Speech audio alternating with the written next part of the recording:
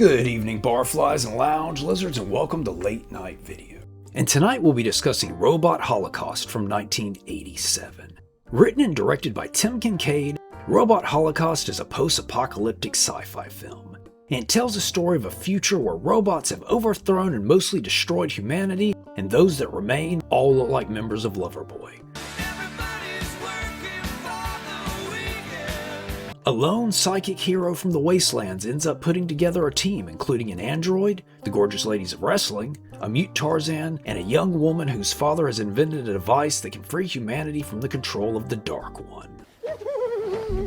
Wrong Dark One, but bonus points to anyone that gets that joke. But together the group venture out to save humanity. Director Tim Kincaid, who also worked in the adult industry, did several other sci-fi films including Breeders and Mutant Hunt, both of which were released by the great Empire Pictures. The film stars Norris Kulf as our psychic lead. Kulf only appeared in two other films, Necropolis and Breeders. Then we have J. Buzz von Ornsteiner, and man, talk about a name, as the trusty sidekick android Clyton, who just happens to be the worst pickpocket ever, not to mention the love child of C-3PO and the Baylock puppet from Star Trek. Yeah, I know you're here for the sexy stuff. But von Ornsteiner was an actor who also appeared in Mutant Hunt, and these days is best known as a forensic psychologist who appears on TV. And finally, I wanted to mention Angelica Jagger, no relation to Mick or Dean, as the Dark One's right-hand lady. And honestly, Miss Jagger absolutely steals the show. From her oddball line delivery to her thick accent to all the sleazy costumes, I just found myself waiting for her to get back on screen. She was kind of like a sexy train wreck that I would have loved to see team up with Credence from Troll 2. This was very sadly her only role. This one is full of charming, low-budget special effects, ranging from robot suits, to puppets, to even some rotoscoped electricity. And speaking of the robots, it has a nice variety ranging from this really cool, almost mollusk-esque design to, well, let's just say it was a bold move to have our lead android made out of rubber. There's also the Mutants. Check her out. Looks like something right out of Lamberto Bava's Demons. And then there's this cool matte shot, I guess. This is another with a whole bunch of people credited for the effects, including Ken Walker, who worked on Spookies, Matt Vogel, who worked on Chud, and Ed French, who worked on, wait for it, Star Trek VI. Robot Holocaust was co-produced by the great Charles Band and released by Empire Pictures. A big influence on the film was Mario Bava's Planet of the Vampires. Kincaid showed said film to his crew, wanting to differentiate Robot Holocaust from the other post-apocalyptic films at the time. Much of it was filmed in the Brooklyn Navy Yard at the power station, which had a sort of old-style sci-fi look to it already. The film was meant to be the first in a series, though that obviously didn't happen. Kincaid even considered an old space station as the setting of a potential sequel.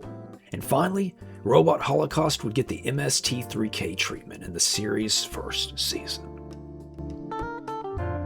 As far as the music goes, this is pretty interesting.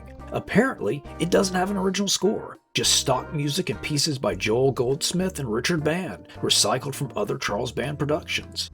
But being in part Richard Band, you know you're getting some quality music here. Band did more scores than you could shake a robot's stick at, including the Dungeon Master and the John Carl Buechler hidden gem, Troll. And how many times have I mentioned Troll now? But you know I'm a two-trick pony at best.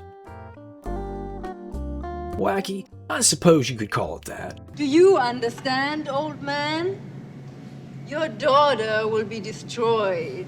But like so many films from Empire, it's just an oddball little film that walks to the beat of its own pantsless drummer in the Room of Questions.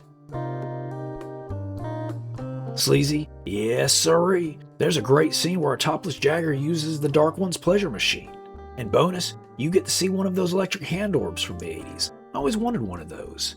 Then there's this. Either she was really happy to see us or it was quite nipply in there. And if I haven't beat the point to death yet, Jagger makes the movie. Robot Holocaust has been released on VHS, DVD, Blu-ray, and USB-compatible robotic worm. This is a fun little film that reminded me of a bigger budgeted A Nymphoid Barbarian in Dinosaur Hell. No stop motion though, but they're sewage worms, and the characters talk. So if you like robots and mutants and hate the sight of pants, this might be a good film for you. And that's all the time we have for this weekend. So, Valeria, heard you wanted to get together and do something after the episode ends. And I could introduce you to worlds of pain beyond your imagination. Shouldn't we at least save that for the second date? And before we go, I wanted to point out that I grew my hair out. I actually did it for a skit here on the channel, but when it came down to it, I couldn't get the logistics right, so I scrapped it. But I've been walking around for a full year looking like a dirty hippie. That's the depths I will go to for my nonsense. Who puts the future in your hands? Who gives you robots to command? Who lets you build fighting creatures wilder than a movie feature? Robotics. You create them. You control them. Who puts the future in your hands?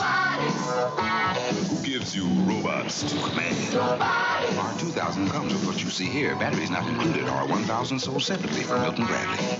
There's nothing we want to watch on TV tonight, but we're still going to watch something great with our RCA video disc player and video discs.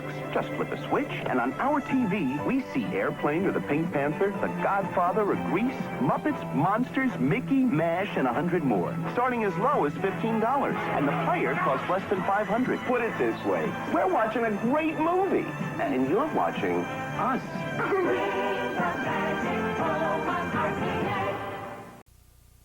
Hey guys, I bet you see lots of beautiful girls every day. You probably think she'll never talk to me. Well, you're wrong. Girls like us are waiting to talk to you right now, one-on-one. Just call Select Talk One-on-One. Listen to recorded descriptions of lots of beautiful girls, then talk live to the girl of your choice. I want you to choose me. No, choose me. No, choose me. 1-900-HOT One-on-One. Only $25 for 25 minutes. Call now.